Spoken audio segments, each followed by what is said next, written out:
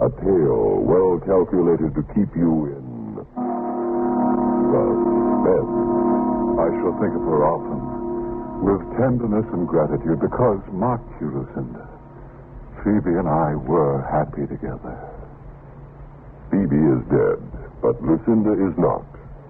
In just a moment, Epitah, starring Paul McGrath and Barbara Becker, and written especially for Suspense by Walter Black. The lively crowd today agree. Those who think young say Pepsi, please. They picked the right one, the modern light one. Now it's Pepsi. For those who think young, so go ahead and pick the drink that lets you drink young as you think. Yes, get the right one, the modern light one. Now it's Pepsi. For those who think young.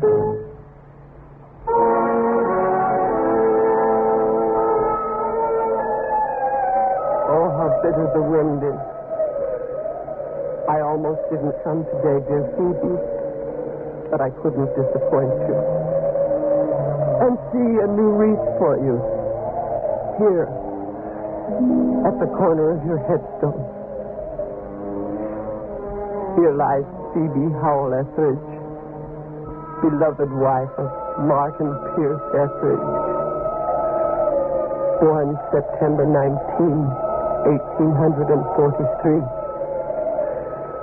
Passed away February 26, 1892. Grieve not, for we shall meet where angels sing. Oh, Phoebe, Phoebe, how I miss you. I warned you no good would come of marrying him, yet you were so sure he loved you. I knew it was only your money he wanted. But he shan't profit by your death. I promise you that, my sister.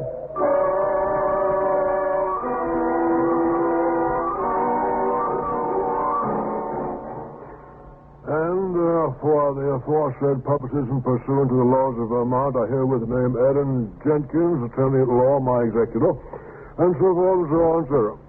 Well, the will itself is simple and direct. To your housekeeper, Agatha, Miss Phoebe has left a most generous bequest of $1,000, and to your maid Mary, the sum of $500. I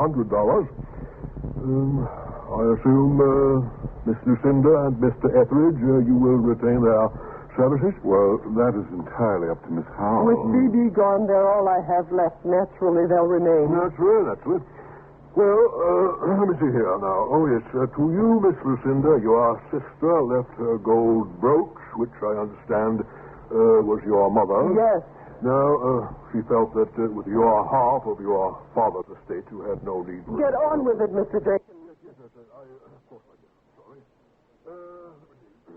To my beloved husband, Martin Pierce Etheridge, I bequeath the remainder of my estate, including my half of the house known as the Howell Mansion, in the fond hope that he and my dear sister will continue to live there. I can't bear any more of this. Half of our home to this murderer. Miss Lucinda, I beg of you. He killed my sister. She did not fall down those steps. Miss Lucinda. Now, please, Miss Lucinda. Please. This is most distressing. Believe me, you have my deepest sympathy. But you must not make such wild accusations. You yourself were against their marriage. True, but you will forgive me, Mr. Etheridge? Oh, quite, Mr. Jenkins. I approve of this being brought into the open. No, sir. I was against your union, but only because of the difference in your ages. After all, Miss Phoebe was 13 years your senior. Yes. And I'm sure that when Miss Lucinda has time to reflect, she will feel differently. It is my most fervent hope, sir. Well, your attitude does you credit, sir. Miss Lucinda, if I may be permitted to make a suggestion, get all the rest you can. You have been under a great strain. I bid you a good day, Miss Lucinda.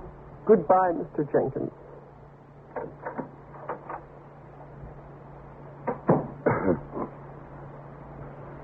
Well, Lucinda, I'm glad this is in the open. Look, I have long wanted to dispel your suspicions, but I can't blame you for them. Were I in your shoes, I would feel no differently. How kind of you to reassure me on that Well, score. after all, I came here only 3 months ago, complete stranger. Phoebe and I had a whirlwind courtship. And 2 months later, she was dead. Yes, and whether you believe it or not, it was as great a shock to me as to you. I choose not to believe it. Oh, Lucinda, Phoebe's death was an accident. And how convenient that she made a new will in your favor just 2 days before her death. You're tilting at windmills, Lucinda. Look, as her husband, I was Phoebe's heir, with or without a will. Ask Mr. Jenkins. I had nothing to do with her fall. Unless you can explain how from here in the drawing room I could have reached all the way into the kitchen in the presence of Agatha and Mary, mind you, and pushed her down the cellar stairs. Oh, by heavens, Lucinda, you're making it very difficult for me. Then get out. Get out and leave me in peace. No, out of the question. You see, though I admit my faults, one of them is a love of luxury. I like my creature comforts. I couldn't afford them elsewhere on what Phoebe has left me. But with both of us contributing to the upkeep of our home, we can live quite well. You really have it all planned, haven't you? Well, I'm not afraid to look facts in the face. The world is full of men better dressed, better looking, far more talented than I. Lucinda, you've always lived in this quiet backwater. Where I came from, a man is judged by his money and his position. I had neither. And then you met Phoebe. Quite the storybook romance. No, I don't claim that. But we complemented each other well. And now you'll spend her money without a thought for her. Oh, on the contrary. I shall think of her often with tenderness and gratitude because, oh, mark you, Lucinda, Phoebe and I were happy together. I'm no match for your glibness, Mr. Etheridge. Let us end this painful scene. If you wish. I shan't force myself on you. I can afford to wait. One day you will admit that you were wrong. You see, I can be very persuasive.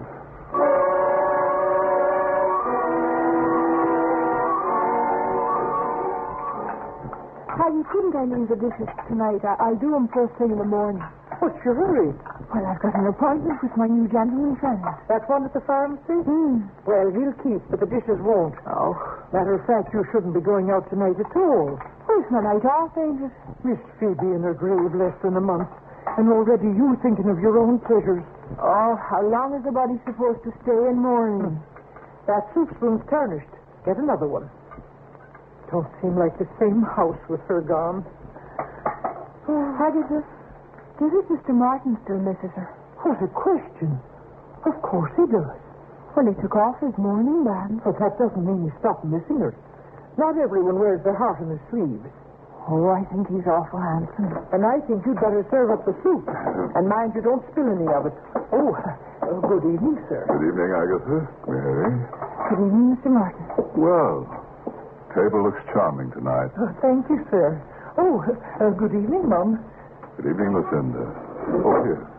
Permit me. You may begin serving, Agatha. Yes, Mum. Mary. Good evening, Mum. Good evening. Who put those flowers in the centerpiece? I did, Mum. I mean, who sent them? I did, Lucinda. Is that so strange? Are those your flowers on Phoebe's grave, too? Yes, I thought she'd like them.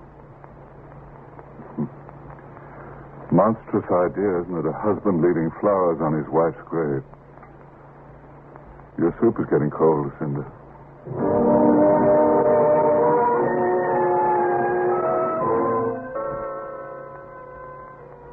Why do you keep staring at me? Oh, was I? I beg your pardon.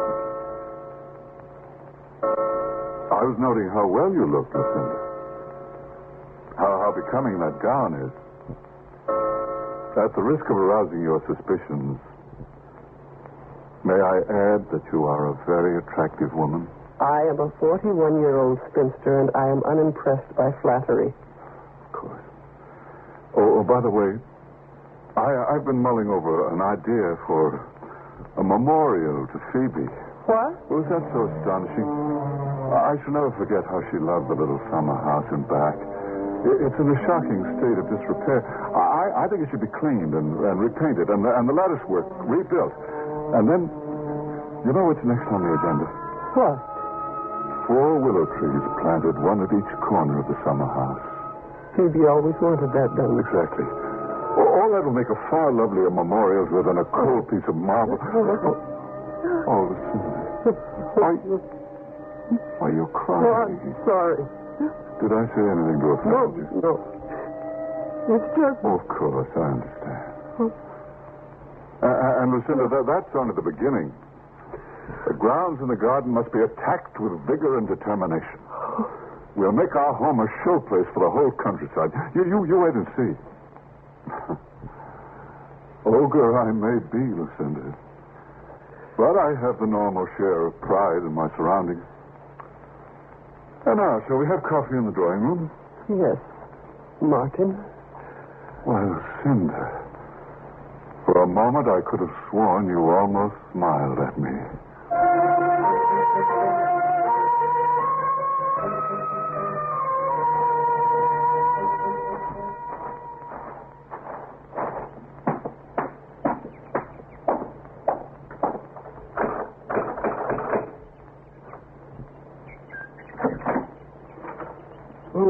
Good afternoon, Agatha. Is Miss Howell in? Oh, good afternoon, Mr. Jenkins. Yes, Miss Lucinda's in the library. Thank you, Agatha. You answering the door these days? Mary's off on an errand, sir. Oh, well, I thought she might have taken her inheritance and gone for a trip around the world. Don't bother to announce me, Agatha. Very well, sir.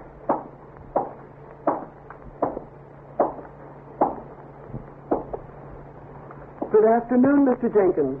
Oh, well, good afternoon, Miss Lucinda. Mr. Etheridge came to see me yesterday. Oh? Yes. He feels that you resented sharing ownership of the mansion with him. Did he say that? No. He said only that he felt you would be happier if the place were entirely yours. But I have never... Acting upon his instructions, I have drawn up this bill of sale, which he has already signed, selling you full title to the house and grounds for the sum of $1. If you will allow me to say so, my dear Miss Lucinda, I consider this gesture unbelievably noble, especially in view of your attitude toward Mr. Etheridge. No. Oh, I beg your pardon? I could not allow it. Well, he says he wants to do it. I could not possibly accept. Oh, Miss Lucinda, have you changed in your feelings toward him? I was overwrought. Oh, well, of course. And I'm delighted to hear you say so. Am I to take it then that you refuse his offer? Give me that paper. There. That is my answer. Oh. Well, Miss Lucinda, I am very glad. Take an old man's advice. Tell Mr. Etheridge what you've done. It will clear the air.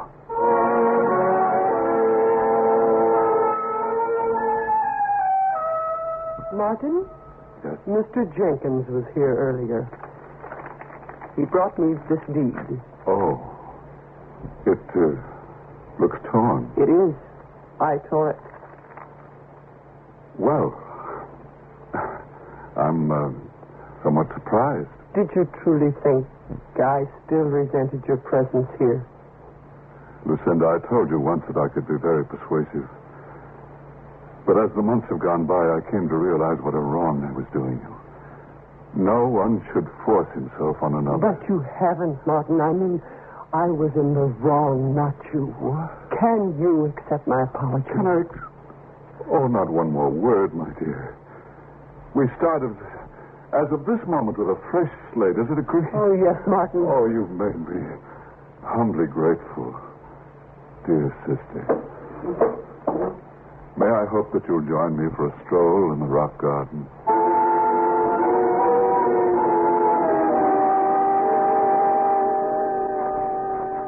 Phoebe would have loved what you've accomplished, Martin. It's a miracle. Well, I did it as much for you, Lucinda, as for Phoebe. Oh, Won't you sit down, my dear? thank you. I have something I wish to say. You look so serious, Martin. Truth is, I'm terrified. Well, good heavens, of what? You. Me? Yes, Lucinda, I must say this fast and not at all. I have, despite all my firm resolve, fallen in love with you. Martin. No. Please allow me to finish. I don't dare to hope. I have no right to expect that you share my emotions. But I think you have come to like Oh, me. yes, Martin. And I have the presumption to feel that in time you can learn to care for me as I do for you, my dear. For my part, I have no greater ambition than to spend the rest of my life making you happy. Oh, Lucinda. Dare I be completely honest? It has always been you. Martin. Oh, I had the tenderest of feelings for dear Phoebe. But it was you I was drawn to. Oh, You would have nothing to do with me, so I turned to Phoebe. Lucinda, yes. I'm asking you to marry me, my dear. May I have your answer? Oh, my... If I've said anything to upset... No, Martin. One can cry for joy, too. Then your answer... I will marry you whenever you wish. Oh, my dear Lucinda. May I sit? My knees are a bit weak. Oh, how I love the sound of your laughter. In the days to come, my dear, we must make sure that you laugh often. Oh, I will, Martin, I will. Lucinda. Yes. One favor, my dear. What? That deed you tore up, I would like to have Jenkins make up another. The house should be yours, free and clear. Oh, Martin. Yes, now, suppose, my darling.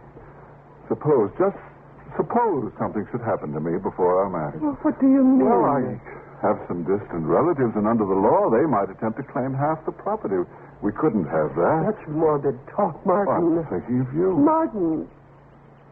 Martin, what if something were to happen to me? I'd want to know that you inherited my half. Why don't we make out duplicate deeds? Well, actually, of course, we should make wills. Duplicate statements, leaving whatever we might decide to leave to each other, and then having them witnessed by two disinterested persons. Agatha and Mary. What about them? Our witnesses. Are you serious, my dear? Aren't you? Well, of course, but... Well, it doesn't have to be done today. You wish to discuss it with Jenkins. You are to be my husband, Martin. What would I discuss with Jenkins? Whether it is proper to make out a will in my husband's favor? Oh, of course not. Well, we could do it now, and I'll take them to Jenkins tomorrow or the next day, and tonight we'll have a little betrothal party. Just the two of us.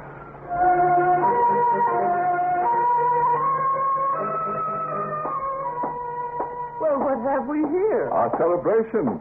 I brought the sherry. Oh, will you pour, Martin, dear? Certainly.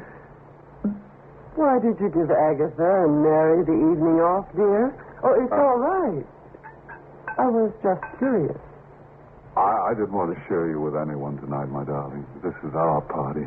How very like you, Martin. Oh, blast. What? The decanter's empty. Yes, I'm sorry, darling. I should have checked. No matter. I'll run down cellar and get another bottle. Oh, would you, my dear? Oh, you might as well bring up 2 bottles while you're at it. That's a good idea.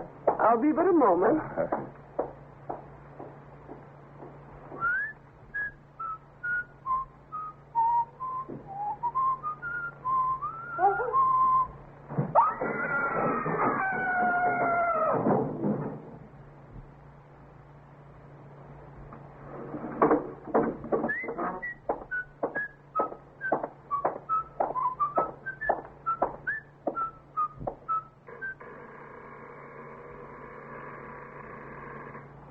Lucinda? Oh, where's the candle? Oh, there. Oh.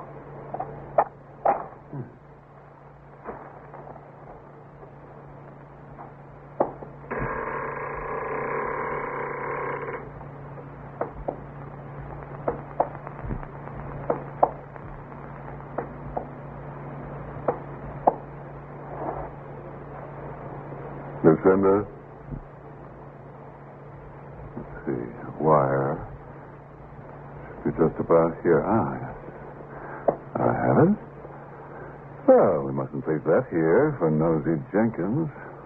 One of those females to discover, must we? There we are.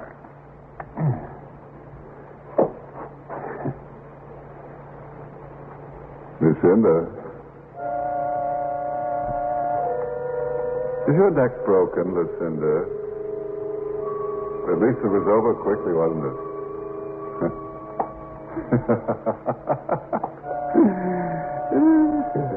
I do dislike cruelty. I'm pleased that you didn't suffer. Oh, Lucinda. You know, really, I have been most forbearing. Poor Lucinda. You never had any conception of how infuriatingly dull you were. If tedium could kill, I would be lying where you are now. Well, I mustn't tarry. I shall dash all the way to Lawyer Jenkins and arrive horrified and breathless. I should be crushed.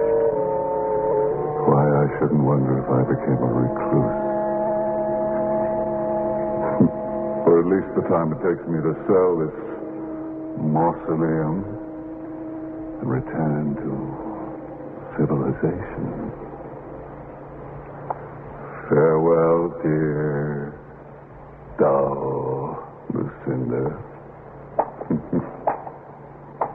Oh, I have just the epitaph for your tombstone.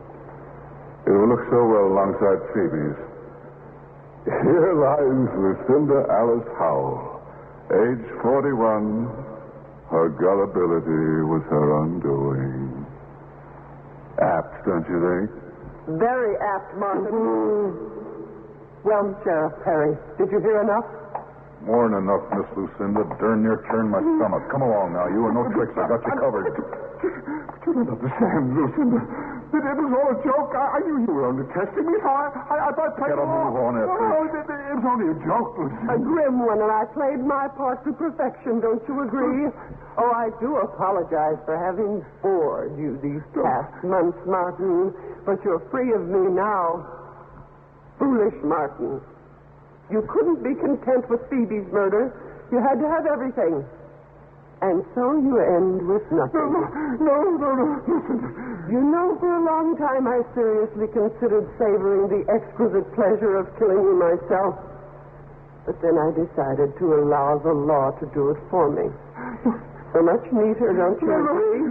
Lucinda, please. Take him away, then. Yes, let's go, you. Oh, one more thing. I must return your compliment, Martin. I have an epitaph for you. Here lies Martin Pierce Etheridge, age 36. He went to the well once too often. His greediness was his undoing.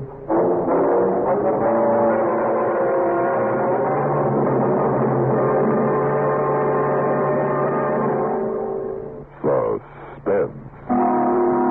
You have been listening to Epitaph, starring Paul McGrath and Barbara Becker, and written especially for Suspense by Walter Black.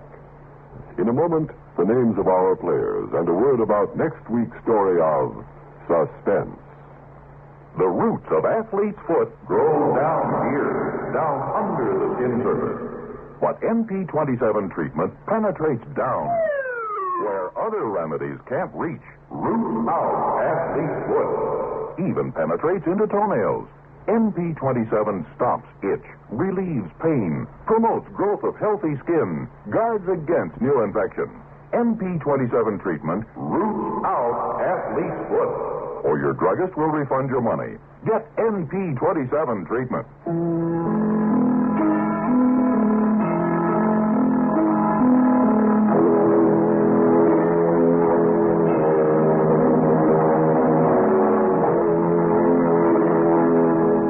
Suspense is produced and directed by Bruno Zerato Jr. Musical supervision by Ethel Huber. Heard in tonight's story were Frank Behrens as Aaron Jenkins, Mary Michael as Agatha, Joan Loring as Mary. Listen again next week when we return with The Man Who Knew How to Hate, written by Walter Black. Another tale well calculated to keep you in suspense. To a helping of Bing Crosby, add Rosemary Clooney every weekday on the CBS Radio Network.